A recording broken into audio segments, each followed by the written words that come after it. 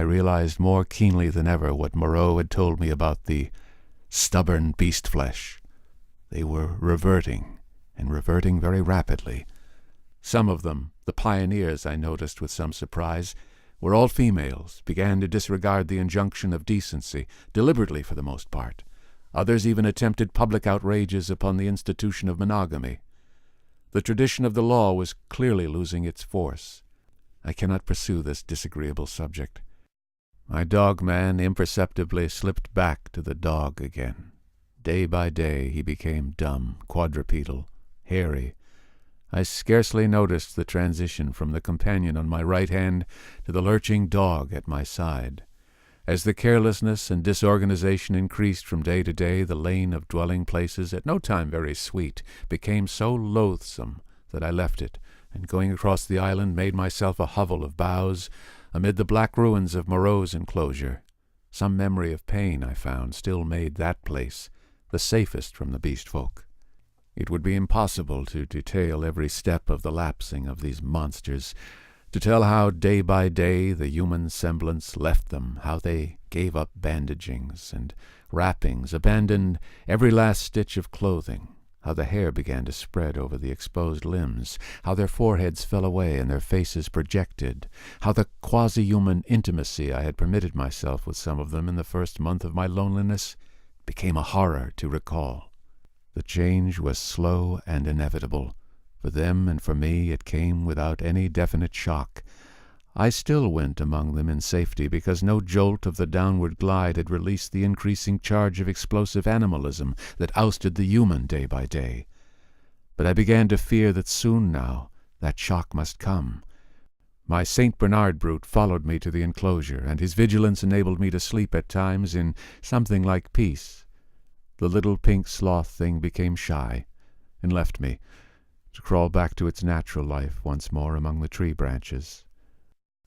We were in just the state of equilibrium that would remain in one of those happy family cages that animal tamers exhibit, if the tamer were to leave it forever.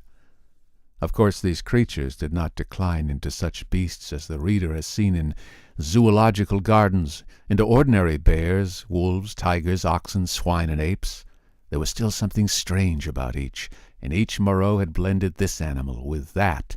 One perhaps was ursine chiefly, another feline chiefly, another bovine chiefly, but each was tainted with other creatures. A kind of generalized animalism appeared through the specific dispositions, and the dwindling shreds of the humanity still startled me every now and then, a momentary recrudescence of speech, perhaps, an unexpected dexterity of the forefeet, a pitiful attempt to walk erect. I, too, must have undergone strange changes. My clothes hung about me as yellow rags, through whose rents glowed my tanned skin. My hair grew long and became matted together. I am told that even now my eyes have a strange brightness, a swift alertness of movement. At first I spent the daylight hours on the southward beach watching for a ship, hoping and praying for a ship. I counted on the Ipecacuanha returning as the year wore on, but she never came. 5 times I saw sails, and thrice smoke, but nothing ever touched the island. I always had a bonfire ready, but no doubt the volcanic reputation of the island was taken to account for that. It was only about September or October that I began to think of making a raft. By that time my arm had healed, and both my hands were at my service again. At first I found my helplessness appalling. I had never done any carpentry or such like work in my life, and I spent day after day in experimental chopping and binding among the trees. I had no ropes, and I could hit on nothing wherewith to make ropes. None of the abundant creepers seemed limber or strong enough, and with all my litter of scientific education, I could not devise any way of making them so. I spent more than a fortnight grubbing among the black ruins of the enclosure and on the beach where the boats had been burnt, looking for nails and other stray pieces of metal that might prove of service. Now and then some beast creature would watch me and go leaping off when I called to it. Then came a season of thunderstorms and heavy rain that greatly retarded my work.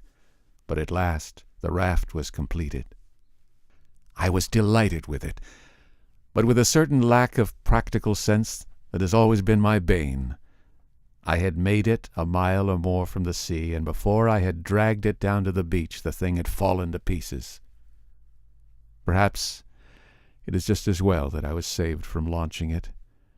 But at the time my misery at my failure was so acute that for some days I simply moped on the beach and stared at the water and thought of death.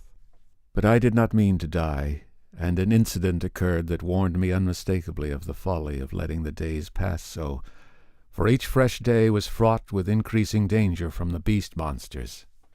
I was lying in the shade of the enclosure wall, staring out to sea, when I was startled by something cold touching the skin of my heel, and starting round found the little pink sloth creature blinking into my face. He had long since lost his speech and active movement, and the lank hair of the little brute grew thicker every day, and his stumpy claws grew more askew. He made a moaning noise when he saw he had attracted my attention, and went a little way towards the bushes and looked back at me. At first I did not understand, but presently it occurred to me that he wished me to follow him, and this I did at last, slowly, for the day was hot. When we reached the trees he clambered into them, for he could travel better among their swinging creepers than on the ground. And suddenly in a trampled space I came upon a ghastly group.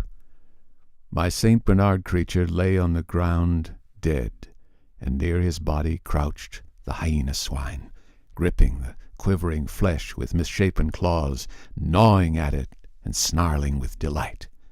As I approached, the monster lifted its glaring eyes to mine, its lips went trembling back from its red-stained teeth, and it growled menacingly. It was not afraid, and not ashamed. The last vestige of the human taint had vanished. I advanced a step further, stopped, pulled out my revolver. At last I had him face to face. The brute made no sign of retreat, but its ears went back, its hair bristled, and its body crouched together. I aimed between the eyes and fired. As I did so, the thing rose straight at me in a leap, and I was knocked over like a ninepin. It clutched at me with its crippled hand and struck me in the face. Its spring carried it over me.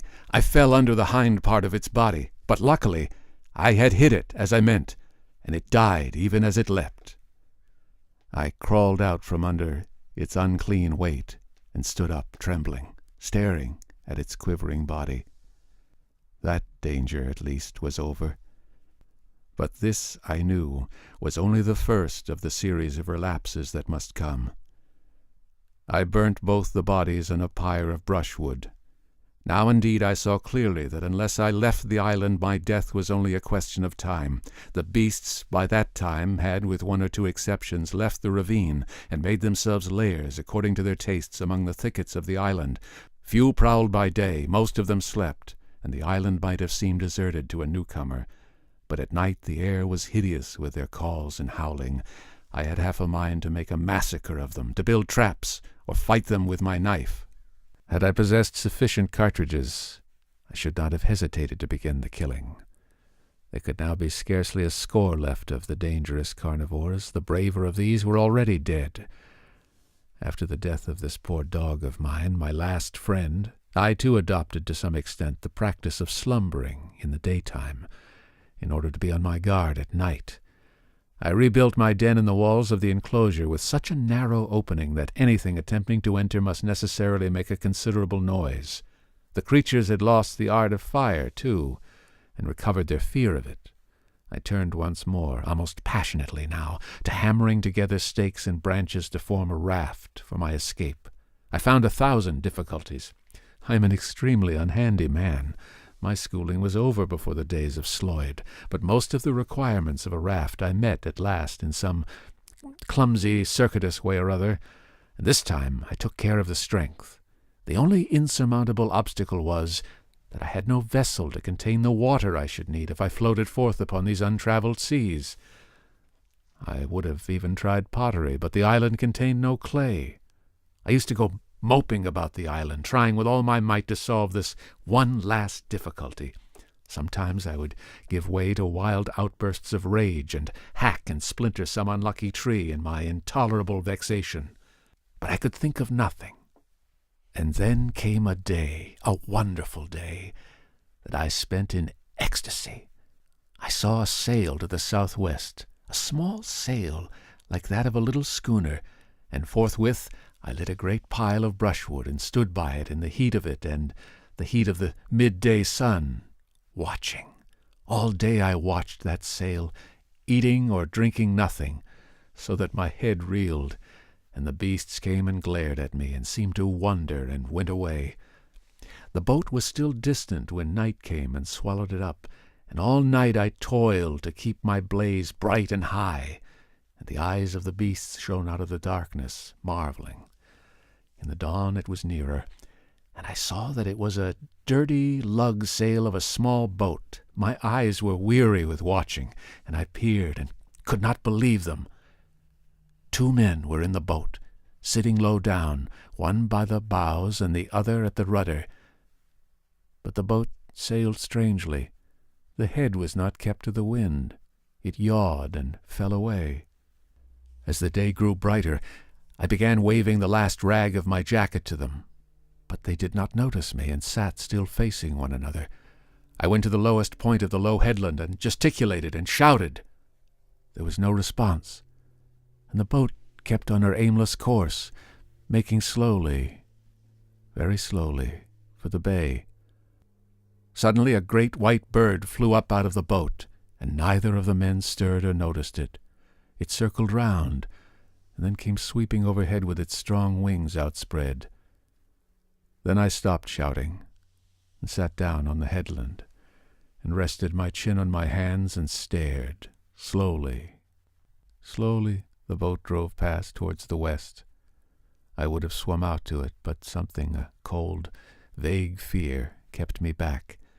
In the afternoon the tide stranded it, and left it 100 yards or so to the westward of the ruins of the enclosure. The men in it were dead, had been dead so long that they fell to pieces when I lifted the boat on its side and dragged them out. One had a shock of red hair, like the captain of the Ipecacuanha, and a dirty white cap lay in the bottom of the boat. As I stood beside the boat, 3 of the beasts came slinking out of the bushes and sniffing towards me. One of my spasms of disgust came upon me. I thrust the little boat down the beach and clambered on board her. 2 of the brutes were wolf beasts and came forward with quivering nostrils and glittering eyes. The 3rd was the horrible nondescript of bear and bull. When I saw them approaching, those wretched remains, heard them snarling at one another, and caught the gleam of their teeth, a frantic horror succeeded my repulsion. I turned my back upon them, struck the lug, and began paddling out to sea. I could not bring myself to look behind me. But I lay between the reef and the island that night, and the next morning went round to the stream and filled the empty keg aboard with water. Then, with such patience as I could command, I collected a quantity of fruit, and waylaid and killed 2 rabbits with my last 3 cartridges. While I was doing this, I left the boat moored to an inward projection of the reef, for fear of the beast monsters.